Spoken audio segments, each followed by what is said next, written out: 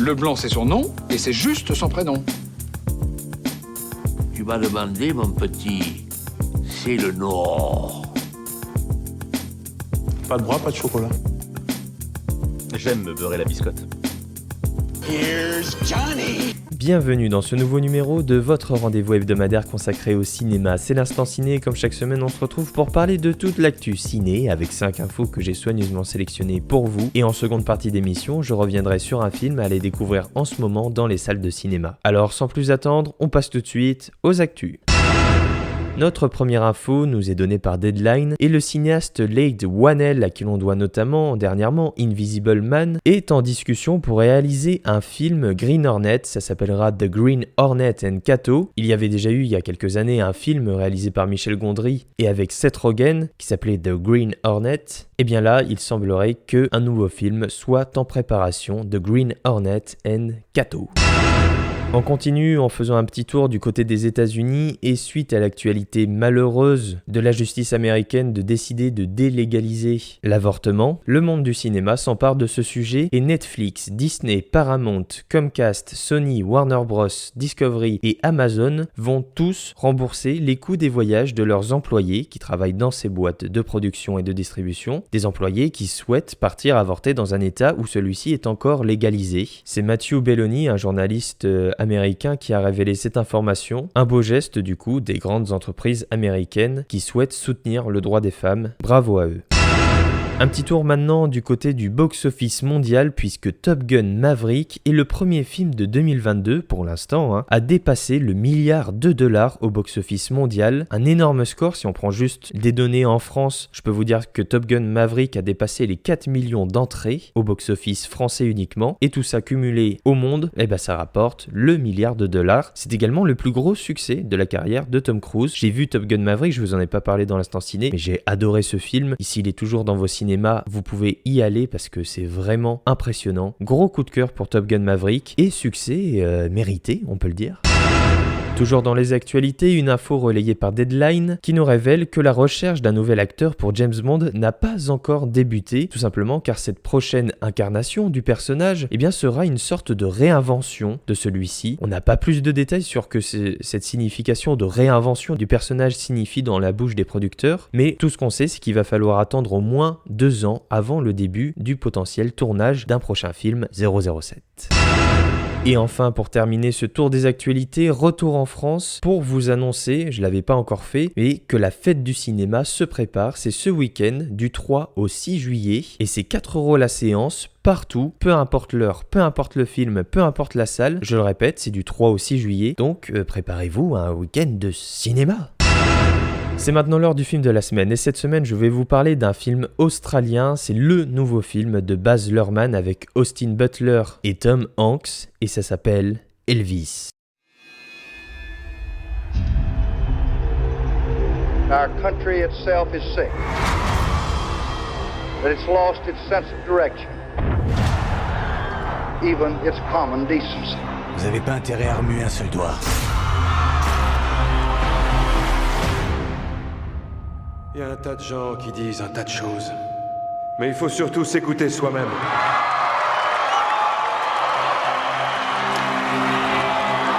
À ce moment-là, Elvis l'homme fut sacrifié. Et Elvis le dieu était né. Je vais vous montrer qui est le véritable Elvis ce soir. You're looking for trouble? You came to the right place. You're looking for trouble? Look right in my face. Il n'avait aucune idée de ce qu'il avait fait. You ain't nothing but a dog player, I get it. Je souhaite vous représenter, Monsieur Presley. Demain, toute l'Amérique parlera de mon garçon. C'est qui celui-là? Elvis Presley. Si c'est pas toi qui es aux manettes, ils vont tous te bouffer. Je vais faire ce que j'ai envie de faire. Chanter la musique que je veux.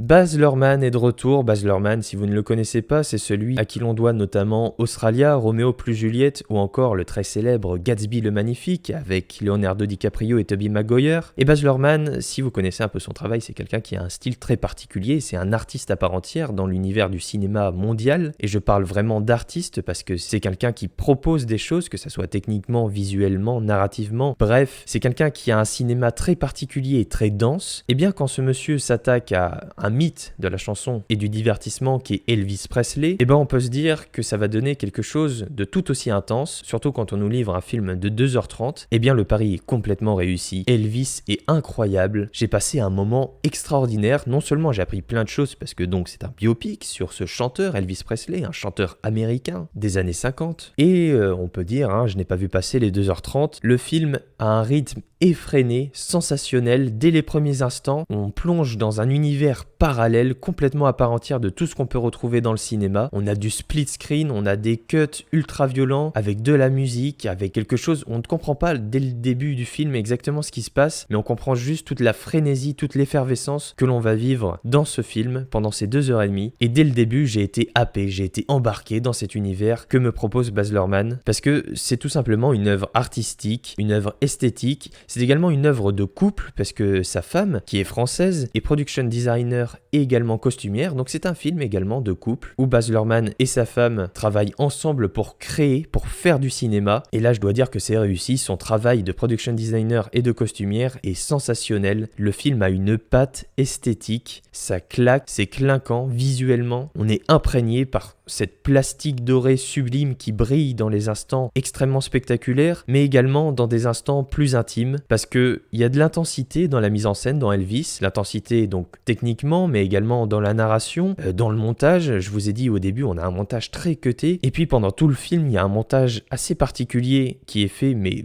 qui est propre au travail de Baz Luhrmann habituellement, avec des plans virevoltants, des cuts dans tous les sens, mais des cuts qui ont une résonance et une signification. C'est pas un travail foutraque ou bordélique. Tout est pensé vraiment dans la mise en scène. Ça me fait penser également au travail que pouvait faire George Miller, notamment sur Mad Max Fury Road, où les acteurs expliquaient ne rien comprendre à ce que George Miller leur disait. Je pense que c'est à peu près la même chose pour le travail de Baz Luhrmann. Ça doit être tellement compliqué pour les acteurs sur le plateau à se retrouver dans tout ce que Baz Luhrmann leur propose de faire. Et au final, je pense que c'est quelqu'un qui a son film de A à Z dans sa tête avant son tournage. Et donc, il sait parfaitement où mettre sa caméra, qu'est-ce que la caméra va faire. Je vous donne un exemple. Il y a une scène qui se déroule dans un appartement entre Elvis et des amis à lui, et au lieu de mettre la caméra en champ contre champ dans l'appartement, et Baz Luhrmann il dit non, on va faire partir la caméra de l'extérieur, elle va tourner, arriver sur l'immeuble, puis sur la fenêtre, elle va rentrer à travers la fenêtre pour filmer le dialogue, et quand les deux personnages auront fini de dialoguer et vont se mettre au balcon, et bien la caméra reculera et suivra les personnages en train de sortir sur le balcon pour finalement regagner sa position initiale. En même temps, pourquoi faire simple? Et du coup ça donne véritablement une sensation où on est dans cet univers et on se balade un peu comme ça à travers ces personnages. C'est presque ludique en fait, la manière dont Baz Luhrmann a de filmer ces personnages. Il y a quelque chose de très ludique, on les suit avec la caméra, on se dit mais quel mouvement la caméra va faire, etc. Bref, je vous le dis, c'est quelque chose qui est très riche et c'est un film du coup avec une âme. Ça donne une véritable aura au film, un univers foisonnant et passionnant de 2h30 sans temps mort. Je le répète, on ne s'ennuie jamais dans ces 2h30 de film. Luhrmann arrive à retranscrire toute l'excitation de l'époque et toute l'effervescence du public face à une bête de scène comme est Elvis. Et d'ailleurs, il le représente très bien. On a des scènes d'extase, presque de transe, où le public, et notamment le public féminin, a un orgasme devant Elvis en train de chanter et de se déhancher sur scène. Un déhanchement qui va d'ailleurs poser problème, parce qu'on est dans une époque où l'Amérique se veut très pieuse. Une certaine frange de la population, très élitiste, n'aime pas du tout le rock and roll, n'aime pas du tout la manière dont Elvis a de donner du plaisir aux gens, notamment au public féminin, et donc il va y avoir un conflit générationnel entre une frange de la population américaine et les plus jeunes qui ne veulent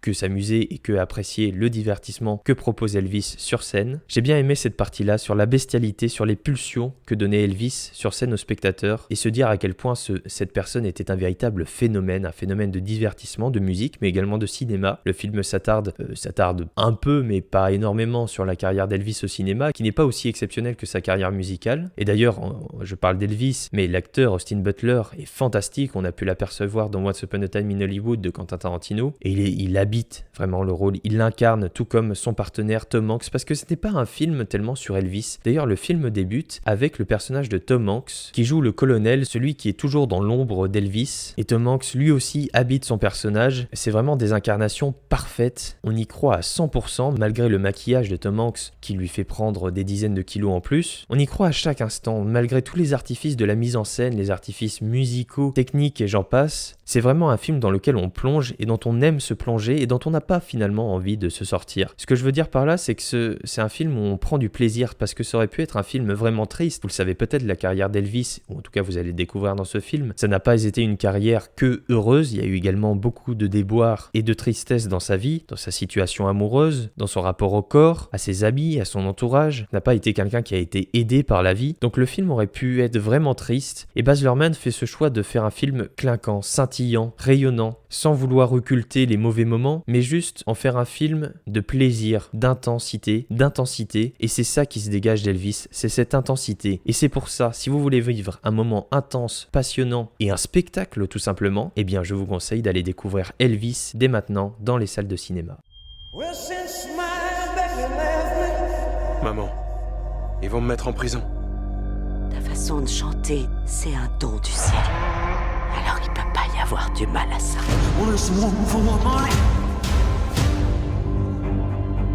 Si vous ne m'écoutez pas,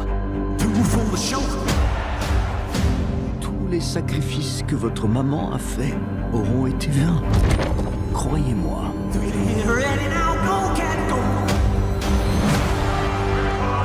On a beaucoup parlé du nouvel Elvis. Ces gens-là pourront pas me changer.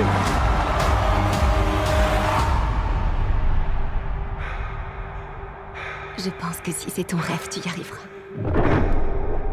J'ai jamais rencontré quelqu'un comme toi. J'espère bien.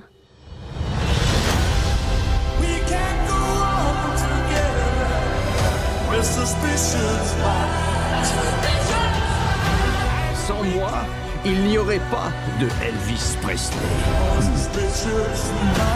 Un pasteur m'a dit un jour, quand les choses sont trop dangereuses à dire, chante. Mesdames et messieurs, voici Elvis Presley.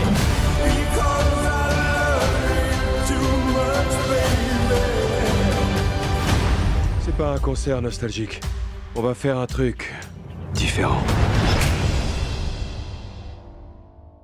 Voilà, c'est tout pour cette semaine. Je vous remercie d'avoir écouté cette émission. Vous pouvez bien évidemment vous abonner pour avoir chaque émission dès leur sortie. Vous pouvez également me suivre sur Twitter et Instagram pour être au courant des dernières actus à la mode. Je mets les liens comme d'habitude dans la description. Je vous souhaite une bonne fin de semaine, un bon week-end plein de cinéma, parce que je le rappelle, c'est la fête du cinéma du 3 au 6 juillet, 4 € la séance pour tous, n'importe où et à toute heure. Bon week-end, bonne semaine, et je vous retrouve la semaine prochaine pour un nouveau numéro de l'Instant Ciné.